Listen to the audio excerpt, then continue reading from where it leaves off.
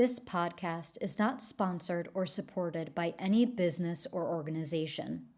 The views reflected on these podcast episodes are my own. Please be aware I am not a medical expert, travel agent, or any other kind of expert.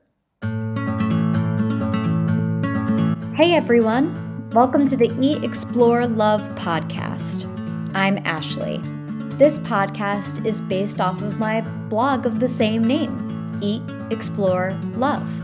It talks about the unique challenges in traveling around the world when you have celiac disease.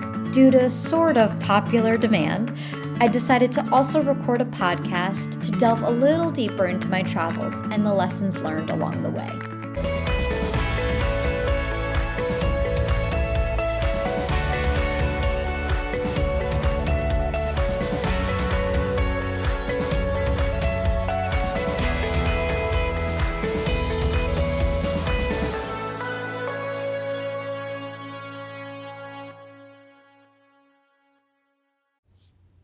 This episode of Eat, Explore, Love, the podcast is probably the most emotionally impactful episode we've had so far. Dr. Joy Bracey is a doctor of education in executive leadership, and she got her master's in counseling. Throughout her career, she's provided mental health services in New Orleans as a president and CEO of nonprofit addiction treatment and mental health agencies. She hosts a podcast herself, and it's called The Easy Way Out, where she discusses the correlation between mental health and weight loss/gain. I hope this conversation is as helpful and impactful for you as it was for Dr. Bracey and myself. Have a listen.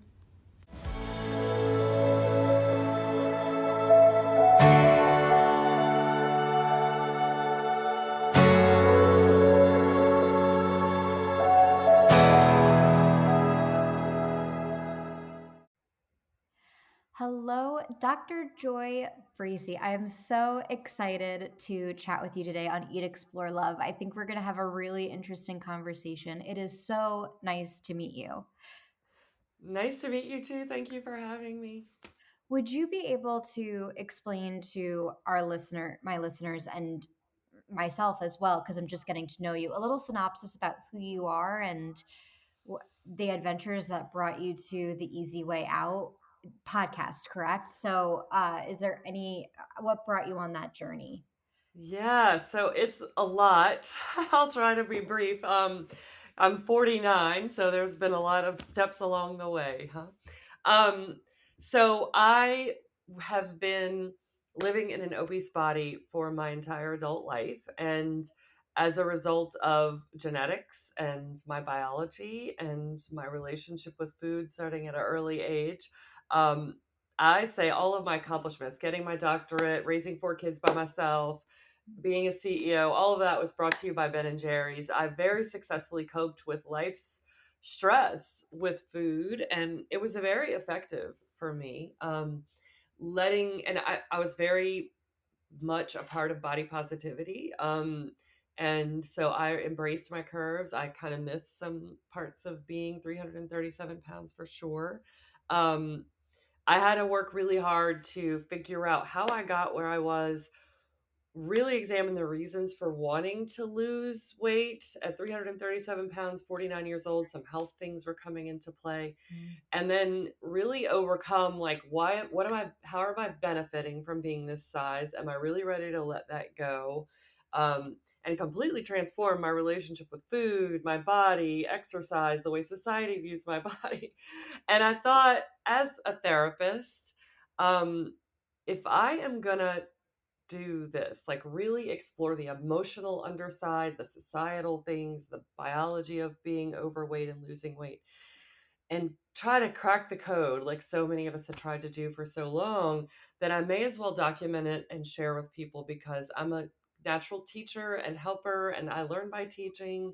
And so the Easy Way Out WEIGH podcast was born as a simple act of love for anyone who is living in a larger body, or anyone who loves someone who's living in a larger body, or anyone who is struggling with their coping mechanism. So I think there's a lot of value in it for people that use alcohol or other drugs or shopping or gambling or scrolling or whatever it is, to cope, because that's really the heart of the whole thing. Like, how are we coping with life, and how are we not prepared by society to do that in a healthy way that takes care of ourselves? So that's how the podcast was born.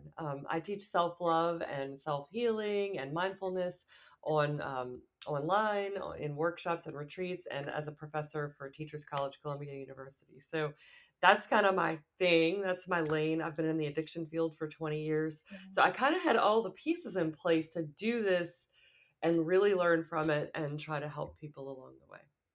And that's so nice that you want to take it in that direction. I feel like people get frustrated that know me, because if anybody sees me in person, I am a very tiny person, and just genetics, that's my lot in life. And as we spoke about before recording this podcast, I have celiac, and one of the symptoms of celiac, it could go any one of the extremes. I happen to be in the severely underweight extreme.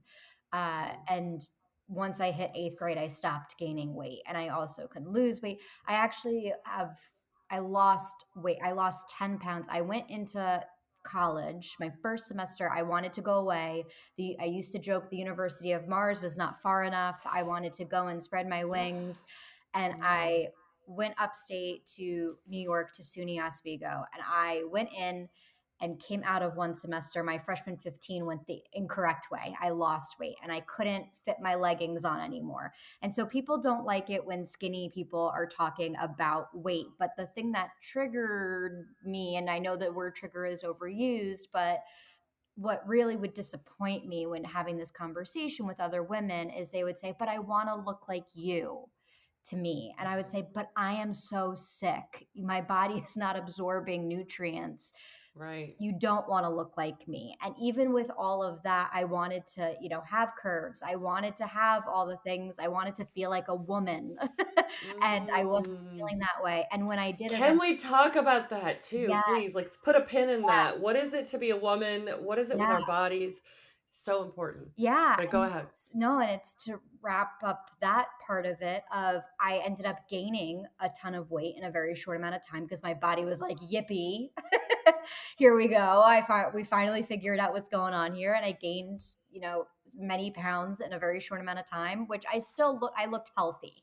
I didn't look overweight. I didn't gain anything crazy, but yet because people were so used to seeing me as a skeleton, that me having meat on my bones made me look not great in certain ignorant men in my life's lives. And so Hmm.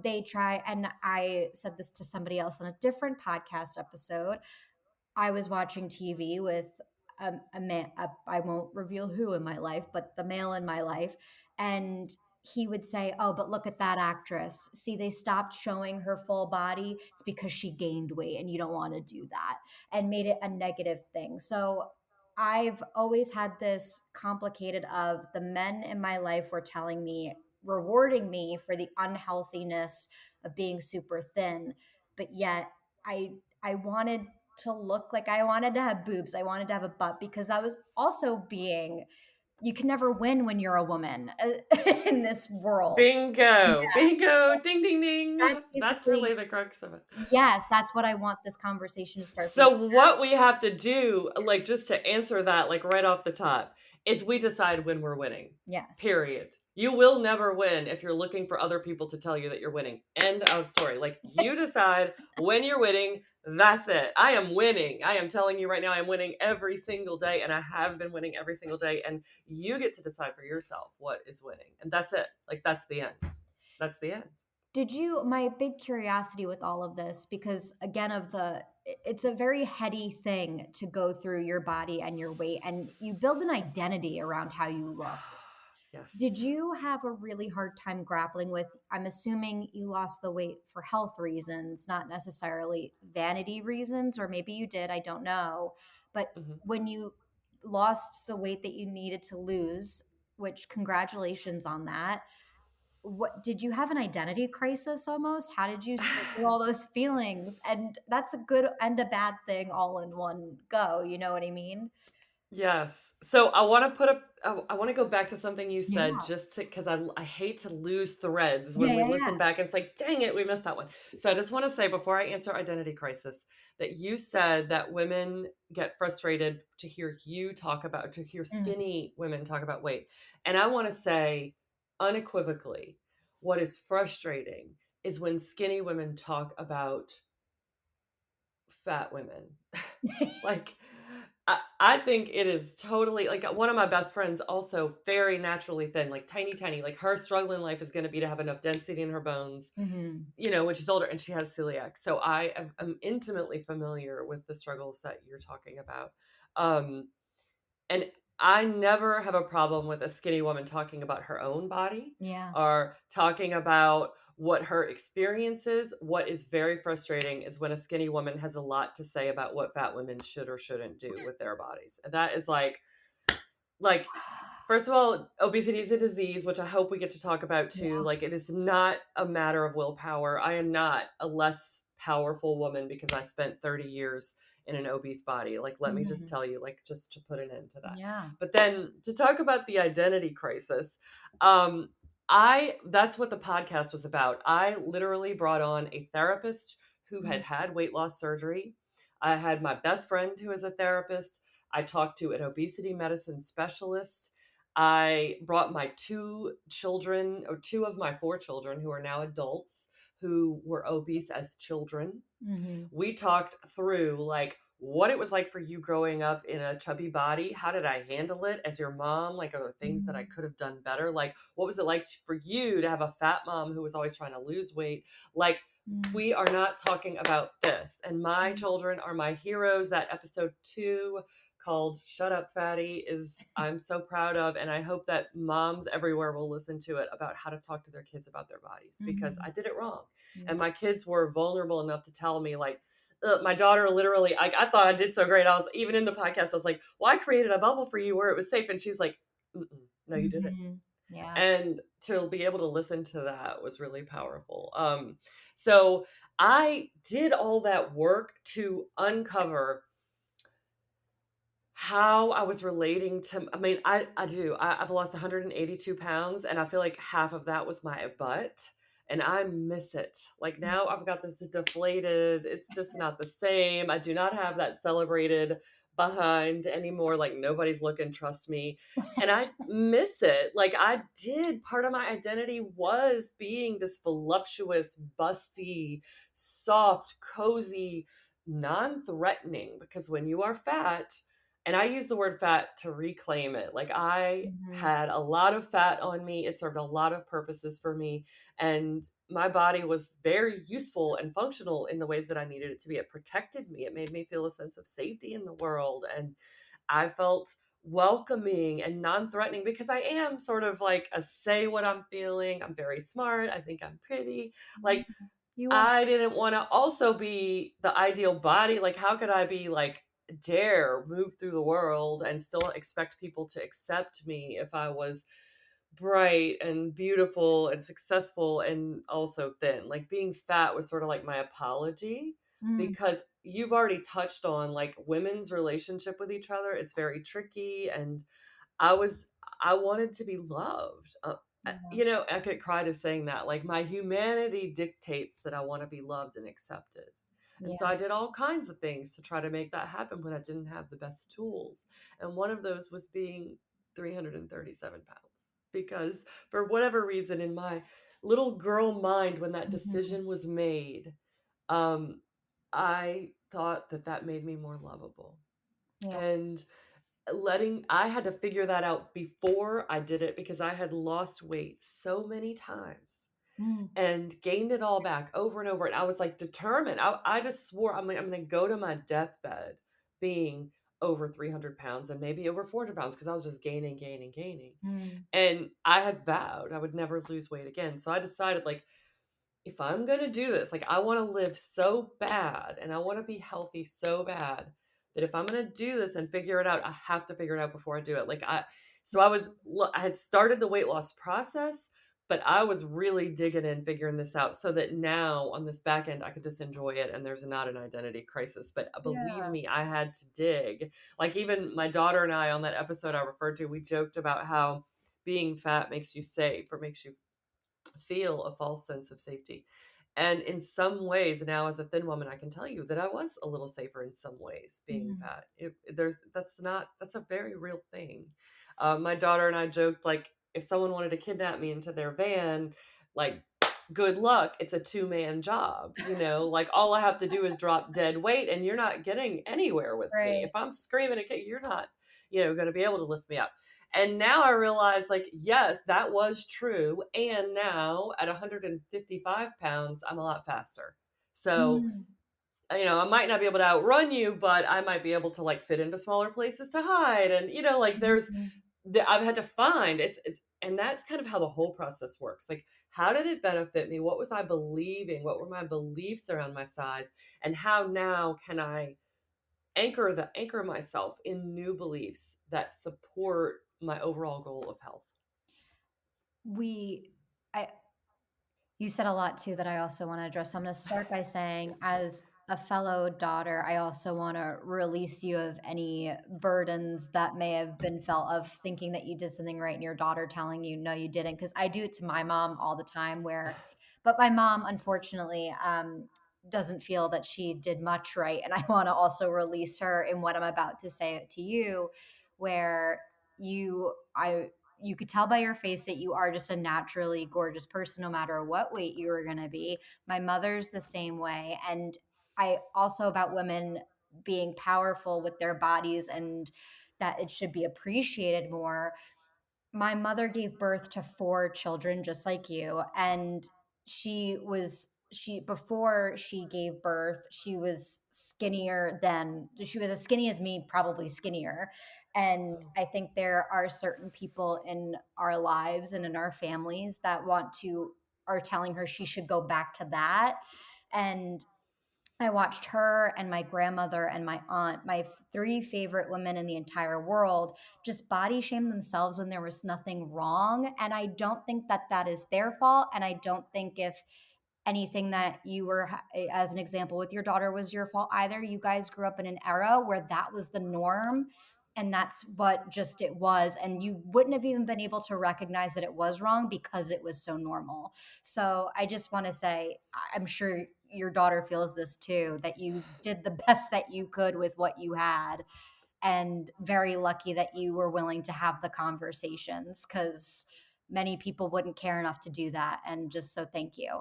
Um, it looks like what I just said made you emotional, so I apologize. I hope it's no, it's okay. I love it. do you want Being emotional is something like it's a release, and thank you. And yes, she does feel that way. She's so lovely about it.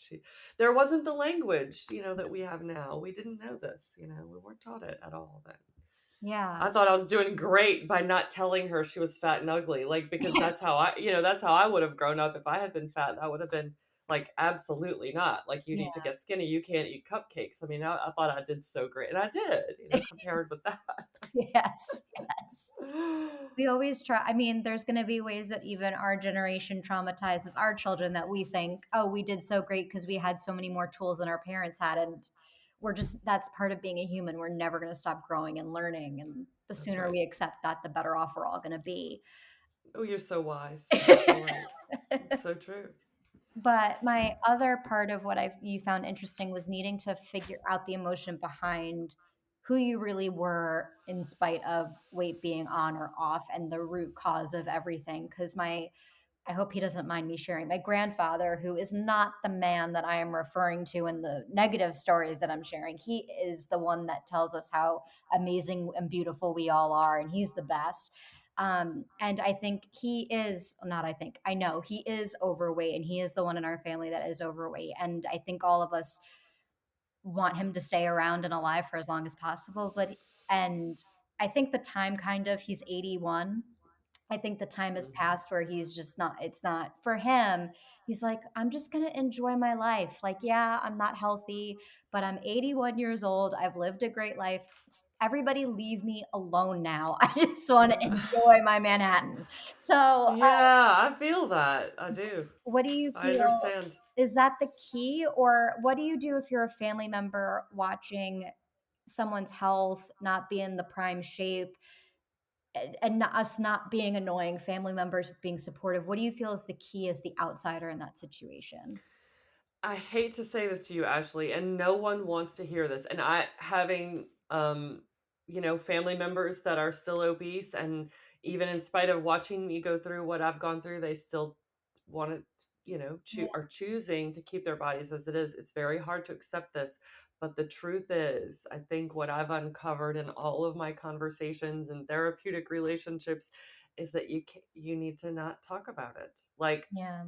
you cannot safely, emotionally safely bring up someone else's weight to them. Mhm. It has been done in my life. Like, I've had a doctor bring it up in a way that made me make positive change, Mm. but I've had many, like 99.9% of the doctors who brought up my weight made me cry, made me feel worse, made me gain weight, Yeah. if anything. So I would say, doctors, unless you really know what you're doing and bringing it up, don't bring it up. And if you're a family member, the key is to love the person to death. Just love them, love them, love them. Their body is their choice. Like, when I was 337 pounds and I was choosing not to lose weight, that was my choice. My choice. Yeah. And was I choosing to live a shorter life? Probably.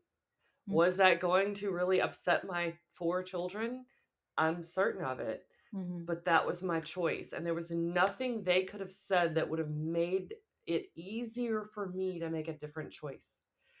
Now, that said, if the loved one brings it to you, Mhm. then is a time where you can express concern, agree with them, support any education that you might have, whatever they're asking you for. I think that's when, like, I had a friend, I brought it up for the first time ever to her. I said, I am considering weight loss surgery. And she was like, oh my God. Like, she was so happy to finally have the opportunity to tell me what she was thinking. But I asked her, I brought it to her. And if she had brought it up to me at a time where I wasn't ready to receive that, it would have been counterproductive. It's what you can do is set an example. Mhm. And that's what I'm trying to do. Um, and you had said something too about giving, like, your grandfather saying he wanted to enjoy his life. And I just want to say, for anyone listening who's in a larger body, who is afraid of giving up Oreos or Cheetos or ice cream or baked goods or croissants and pears or whatever it is that you think you have to give up to have a smaller body, I just want to say that it is not only possible, but I think mandatory Mhm. in the massive, because I'm in the massive weight loss category, right? Like, we're not talking about a few vanity pounds. Like, if we're talking about massive weight loss. I think it's a necessary part. Like, I enjoy food way more now than I ever did before. Oh, wow. Can you tell me more about that? Yes, because I think it's so important. I know one of the things for, me was, I was like, I don't want to give up sweets. Like, people talk about sugar is so bad for us, and it is, but like, it's life and it's delicious and yummy. And I ate a chocolate croissant yesterday from my favorite bakery. So what I want to say about that is that when I was 337 pounds, there was a lot of complicated things around eating. I ate for a whole lot of reasons other than I'm hungry, this is what my body needs, or this tastes good. Mhm. You know, we all eat for reasons to celebrate. We all eat for comfort. We want that hot chicken noodle soup on a cold, snowy day by the fireplace. We want birthday cake and champagne. And, we celebrate with food and we soothe ourselves with food. And that is how it should be. But when you are massively overweight, the way that I was, it is likely that your relationship with food has some screwy parts that you would rather not have. Like, I was obsessively thinking about food from the time that I woke up until the time that I went to bed, which is part of the disease of obesity. That's very normal. We call it food noise. It would not turn off. How am I going to get how am I going to eat some sugar today? What am I going to eat today? How am I going to eat 2 pieces of cake at this wedding without anyone seeing me? Can I walk over to the other side of the room? When are they going to cut the cake? Oh my God, this is so miserable. When are they going to cut the cake? I see. Okay, at Thanksgiving, there's like 4 pies. Which ones am I going to have? Can I ask for a little piece of each? Is it going to be too embarrassing? I mean, on and on and on Right. and never stopping. And I would have to have like Little Debbie's in the desk in case I needed it. Things like this, like, were part of my food relationship that really kept it where food wasn't about enjoying the bite. Mm-hmm. It was all this other stuff, maintaining that weight so that I could feel safe in the world and have the curves that I identified with and my apology to the world. Like, it was about all this other weighted, heavy, like, not fun stuff. Now, like yesterday when I ate that croissant, I was like, yes, like, this is so delicious. It's a party in my mouth. Yeah. And like, but also yesterday, I went to the hairdresser to do this treatment where my hair wouldn't be frizzy for my trip to India that's coming up. And it took 3 hours. And every hour I asked her to let me stand up for at least a minute and move, take some Yeah. steps. I went and did strength, like, cardio. And because that only took up 25 minutes of my daily 40 minutes of required, what I require for myself exercise, I took 9 flights of stairs throughout the Mhm. day. I made all these choices to get those 40 minutes of exercise in and to make sure that I stood up at least once every hour and moved around.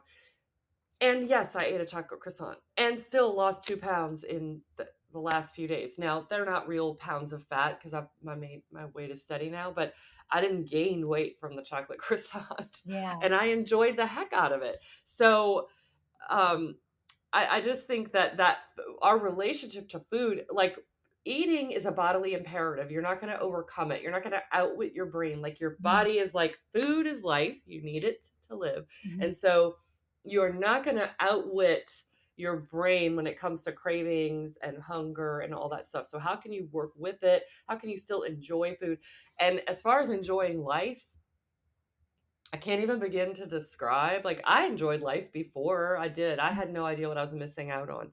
But when I tell you the difference between being 337 pounds and 155 pounds is freedom like I never could have imagined. I mean, Yeah. enjoying life has a whole new meaning now. Yeah. And not just because I look skinny or whatever. Yeah. And I have to admit Yeah. I have fat phobia baked in like the rest of us. So when I look in the mirror, I'm amazed. I'm like, wow. So there's vanity for sure. I am definitely, like, although I did love the way I looked before, I also love this, which is kind of cool. It's just different and something fun and new that I'm getting to know. But yeah, that food relationship, I think loving food has to be a part of it. And for me, I'm a foodie. I love to cook. I love to eat. I Yeah. love to eat all over the world. Yeah. So based on your description of obesity, and the food noise, as you called it, it sounds like a food addiction or a type of addiction. And as you're talking about, because I have, anytime anybody has ever gotten me a scale or I've gotten a scale myself, I've thrown it away at some point because I have no idea what my weight is at any given time. And I knew if I started tracking that, I'm very, I don't want to say controlling because that has a negative connotation to it, but I'm a planner, and there's a lot, that's a whole other episode, but I knew that it would become another form of control or another type of addiction for me of tracking my weight. And how do you make sure that is that part of what you had to kind of mentally challenge yourself on before you even started losing the weight? Is that part of it, of making sure it doesn't go to the other extreme where you almost have to battle an eating disorder in a anorexia type of way?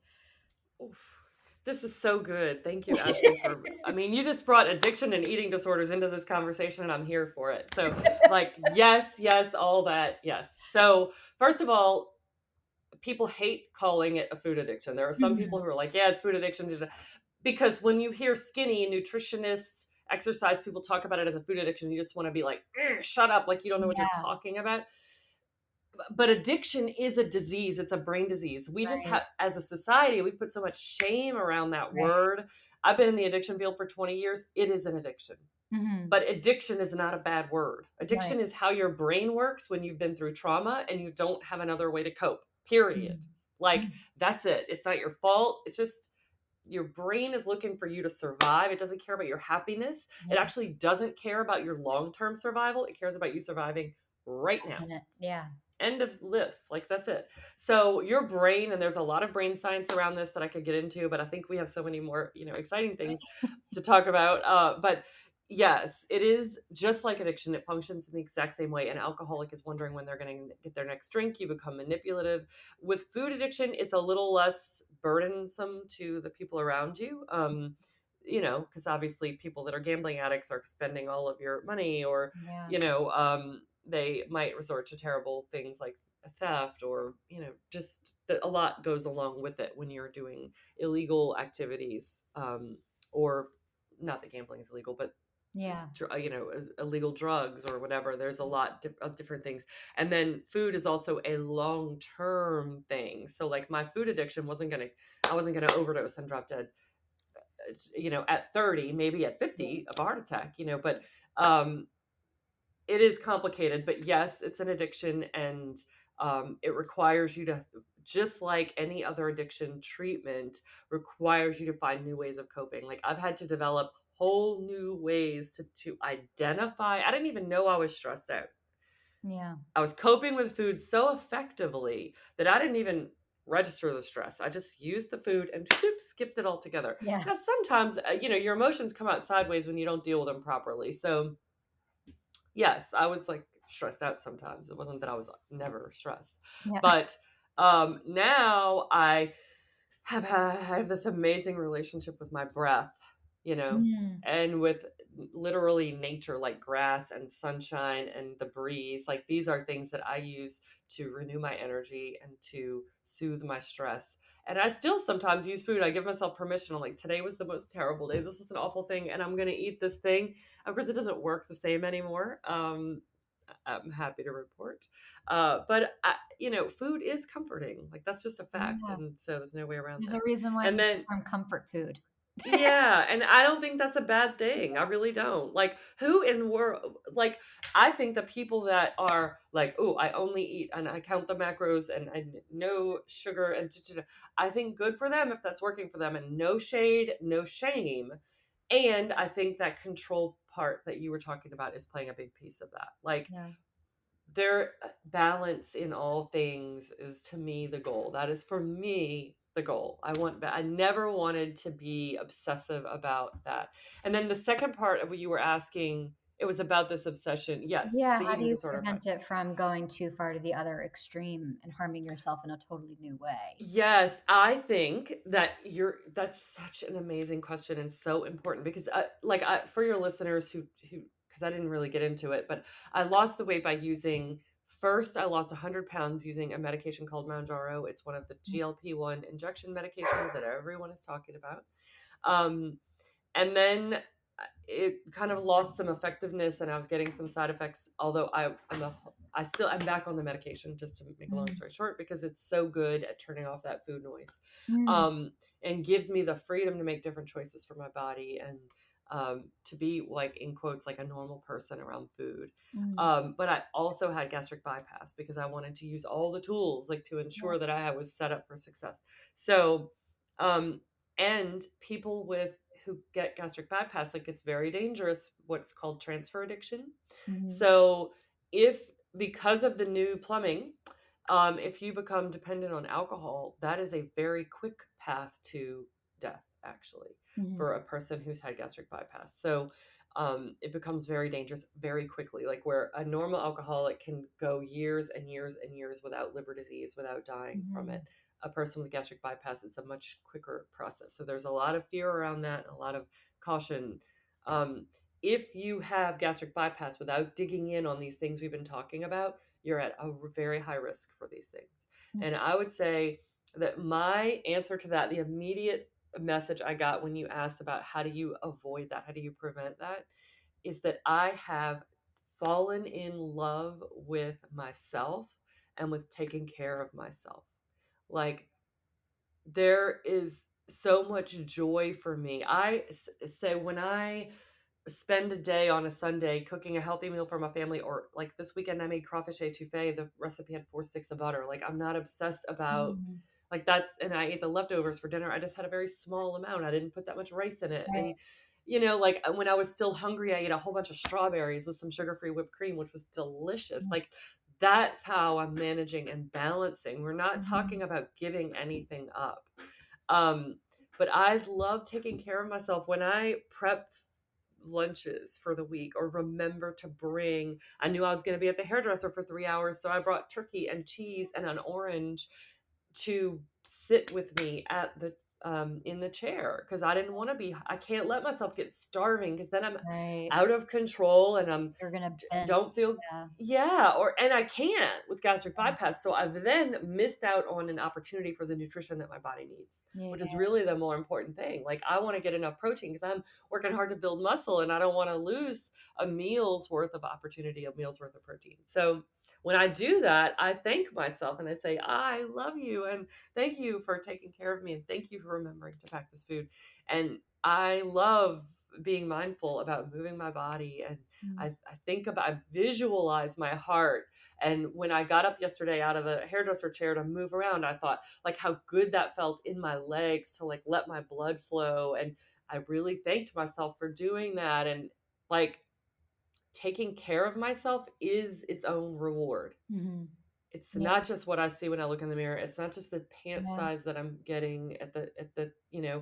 And there's the joy around that too. I went to a consignment shop yesterday and I could try on everything in the store. There was like 3 things that I liked that were too small for me. So there's joy around that too and freedom. So it's all the things. I think if you don't address the emotional undertone of why you were there in the first place and how are you going to take care of yourself and you know fix, so to speak, those emotional pathways, then you will find another way to get yourself into trouble, whether it's an eating disorder, another addiction, obsessively weighing yourself. I do weigh myself every day. That is Mhm. part of, for some people that is absolutely a terrible idea, Mhm. and for some people that is how I let the scale not have power over me. Yeah.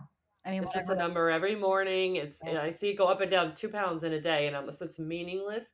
And I can keep track over time Yeah. with what my body's doing. And then you can track if there's another problem that's happening too.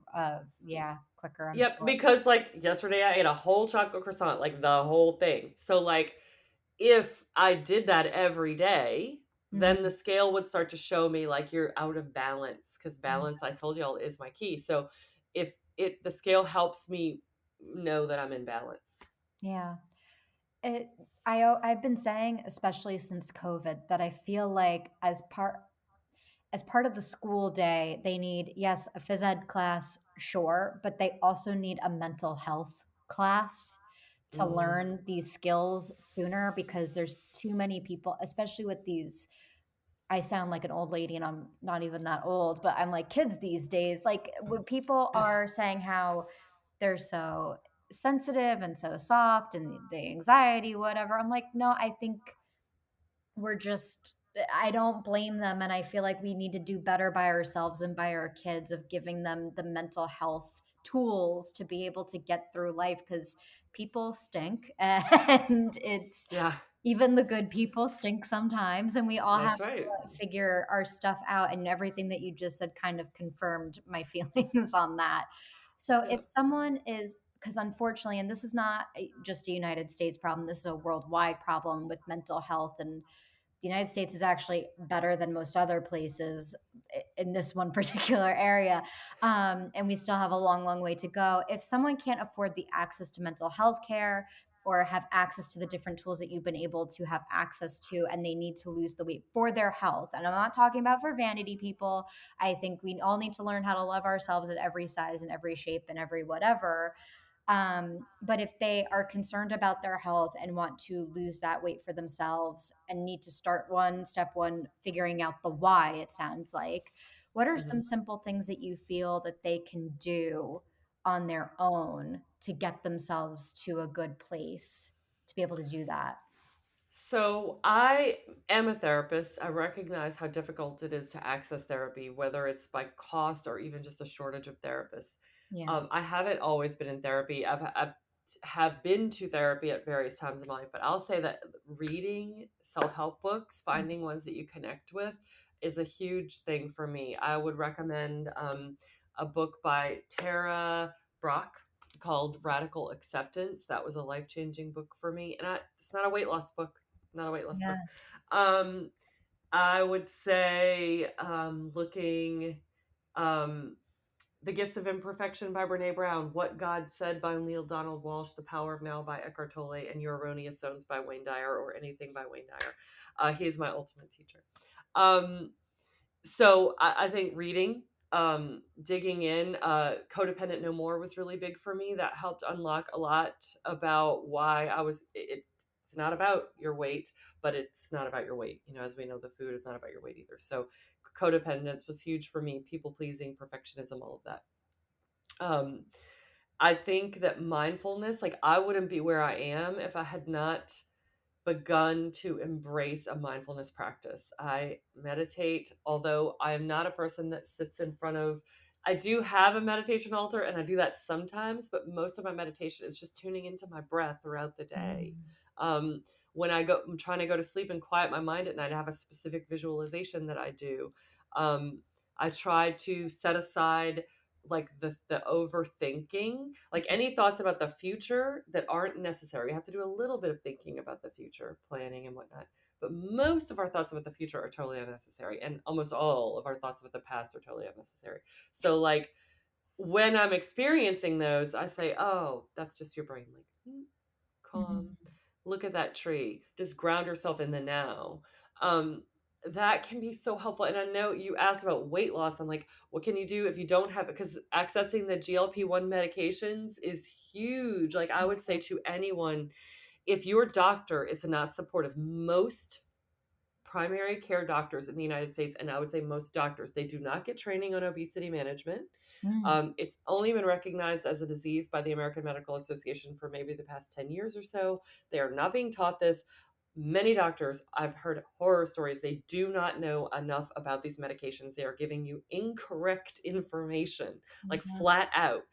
Find an obesity medicine specialist. If you have health insurance and access to care, if not, there are many good telehealth companies. I recommend go on TikTok, like look up GLP-1 medications, listen to testimonies, find a telehealth company, find an obesity medicine specialist who will listen to you and give you correct information about these medications. If you cannot do that, then I would say the most important thing when I started on this journey is self-love.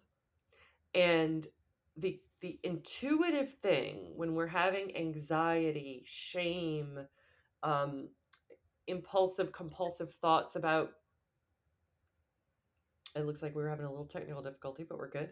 Um, uh, Compulsive thoughts about food or whatever is going on, our intuitive thing and our brain's survival mechanism wants us to turn away from it, wants us to ignore it, block it out.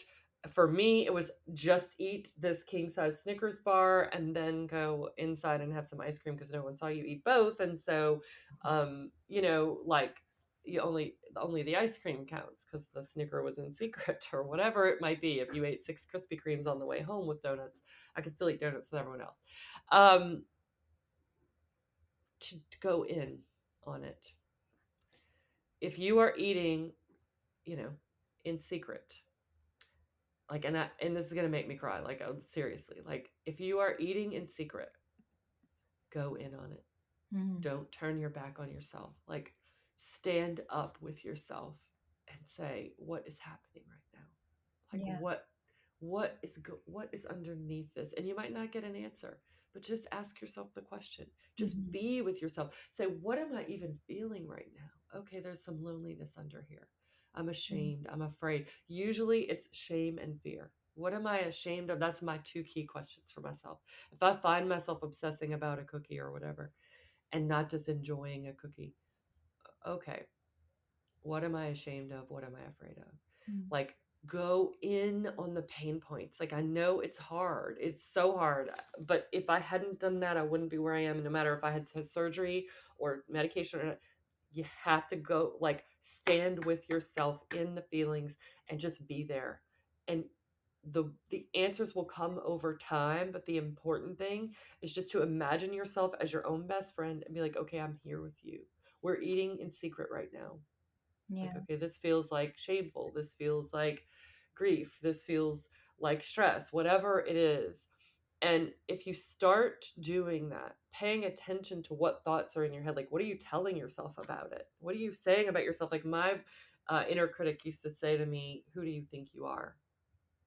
And that was a really mean thing to hear all the time. And I didn't even realize I was hearing it. But I had to turn and be with myself and listen to that and be like, okay, wow. Like that's a powerful, imagine if another person said that to me. Like that would be so painful. Like, wow, and have compassion for yourself.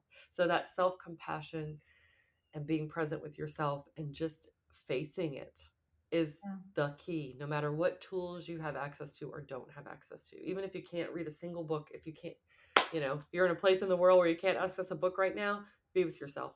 Yeah. Love yourself, have compassion for yourself. I love that. I close out every episode. I have an outro that's the same, and it's always remember to love yourself. Yeah. But I can't believe the time has flown in this conversation Yeah. with you. So I'm going to ask one more big question before I do my couple rapid fire questions. The there's a couple of celebrities, and there's two in particular that come to mind, but like, um, a couple off the top of my head that had major weight loss would be like a Josh Peck, that Nickelodeon child star. Jennifer Hudson had a major weight loss after she was celebrated. She won an Oscar for a role that required her to have the weight in Dreamgirls. But the two that really seemed to make people very upset at their weight loss was Adele and Rebel Wilson, where because it was such they Rebel Wilson in particular spoke about this recently on another podcast, Armchair Expert, and that there were these body positivity, that's all that she was, that was her career. She had a character where she was called Fat Amy, just for people, my grandmother listening that doesn't know, giving her the context. And she lost all that weight. And when she was questioned about it, of when so many people felt betrayed by her weight loss, and that you were teaching me that it was okay to love myself as I am. And she was like, no, I still think that you should do that. And I could still preach that. It was about health for me and needing to be around for my child that is now here, and being able to she wanted to do fertility treatments or whatever. And the weight was the biggest thing getting in her way from being able to do that. So for the people that feel betrayed by her, is there any piece of wisdom or advice or 2 cents that you could give them to help them get over I don't know what somebody I get it, Yep. of someone else's actions impacting them, but also it's not your life, it's their life. They have to make the best decisions for them. That's But right. Yeah. what are your feelings on that? Again, Ashley, I just thank you for this question. I think you are just so brilliant and you're honing right in on all the important things. I can't wait to listen to all of your podcasts now. You really are a bright light. Yeah, and in my podcast, I talked with my daughter about this because I felt like everyone says how much she looks like me, and this will make me cry again. This is like number 3. Um, and I felt like losing weight intentionally would be like abandoning her. It would be like denying her. I was like, I want to be in your club. Like we're in the fatty club. Like we get each other, and we were in solidarity with our fatness. And I left my fatness behind. And I was like, but I don't want to Yeah. leave you. Like, how can I still be yours? Mhm. And that was something I had to work out with her before I did it. I was Yeah. like, I can't do this without knowing that I'm not going to lose you in this important way. And I'm an inner fat girl always. So Mhm. that's kind of to circle back to one little thing from earlier too, is that I'm going to have to manage my obesity for the rest of my life, just like an addict always has to manage their addiction. Like I have an obese, set of genetics, Mhm. and like my obesity is always going to want to poke back in. My body is going to always be trying to put me back up there. And so I still relate with heavy people. I still don't consider myself, I am thin, but I don't, it's like weird. I don't, Yeah. this is just my body. It's just the skin I'm in, but my identity is somebody who's had a larger body. Like that's just it. Like I'll always identify with that. But this question is so important. Like Lizzo, for example, like shamed, even if she didn't even lose a lot of weight, but just like some of the weight, and just the backlash is terrible. And so what I can say about that is that, so first of all, my answer to everything is compassion. Yeah. Like, that's my mindfulness piece: compassion for yourself, compassion for others. So when you said, people are like, you were teaching me to love myself as a fat person, and now you're not fat anymore. I just have so much compassion for them. I said, wow, like, you really are still looking outward for your guidance. And that's how we all start. Like, we're trying to figure out life, and we're using what we see outside of ourselves. And they needed that. They need that validation. They need someone to show them. And I feel so much compassion for them. Even when they get angry and mean and they act like trolls on the internet, I have compassion for them, because they're coming from a place of hurting. They are struggling to love their bodies, and this was helping them, and they are in pain. So that's the first thing. The second thing is, when you are the formerly fat person that people were depending on for body positivity, you just have to have compassion for yourself and for them, and say, what they feel is not my responsibility. What they need is not my responsibility. I am accountable to myself to be a good human being. I'm accountable to myself to take care of this body that I'm in. And this is how I'm choosing to do it. This is what's right for me. And to be so solid in that you can only respond like with love and compassion. Like, I love all of you. I love you, sister. I love you, daughter. I love you, 4 million TikTok followers. I love all of you. And I have compassion for the pain that you're in, because I've been there. And I don't have to keep myself in any place, any place, to serve the needs that you have. Like you teaching us about being an expat living abroad, you have to go home. Does that mean that your followers now have nothing more value than they get? Like, if you have to go back to the States, like, you still know a lot about being an expat. You still know a lot about moving through the world and different cultures and navigating the foodscape and all of that. So that is how you have to love yourself and show up for yourself. And then also you can just have love and compassion for the trolls. Like, they're coming from a place of pain. That's it. Hurt people, period. Yeah, you're absolutely right. But I totally feel that too. I mean, I do. I totally felt that responsibility, and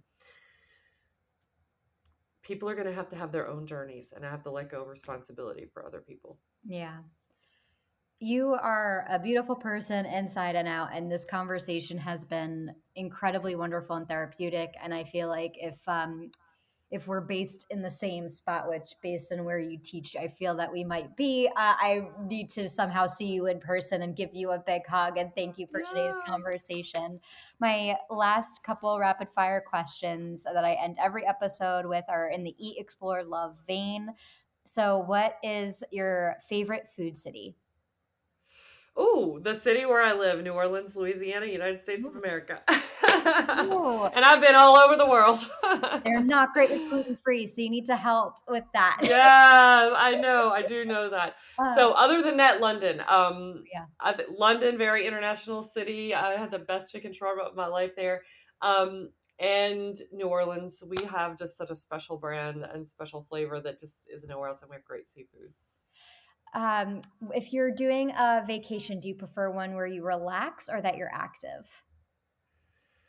I would say for all of my life leading up to now, I was a big city. I've been to all the major cities in the world. Well, not all, not a lot of the ones in Asia, but in Europe and the United States, all over major cities. A big, like, see everything, do everything. And now I'm like, give me the mountains, give me beaches and palm trees. And I just got back from a week in the Dominican Republic, and that's my jam. Yeah. And then the last question is, what's the city where you learned the most about yourself? Oh. Cabrera, Dominican Republic. Ooh, okay. It's on the countryside. It's very rural. Yeah, very nice. I'll have to put that on my list. Well, again, Dr. Joy Bracey, I'm going to say your full name for the wellness and wonderfulness that is you. Make sure everybody checks out your podcast, The Easy Way Out. I'll put a link in the description for the show notes for this podcast. Thank you so much for this conversation. You are so welcome. And I will be in New York, if that's where you're going, in October. So maybe we can connect. Awesome. Yeah. All righty. Thank you.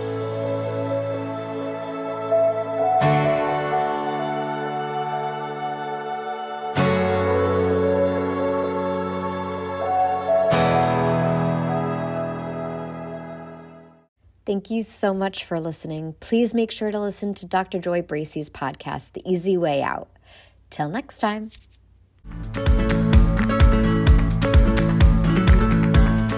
Thank you for joining me this week for all the fun journeys and lessons learned on my big adventure called life. For more information on the different cities discussed, check out the blog posts on hieatexplorelove.com, posted every Monday, Wednesday, and Friday. If you have any questions or fun stories to share, feel free to reach out at hieatexplorelove@gmail.com. Until next week, remember to eat well, explore the world, and love yourself. See you next time. This episode is produced, scripted, and edited by me, Ashley. Special thanks to Sarah Mientka.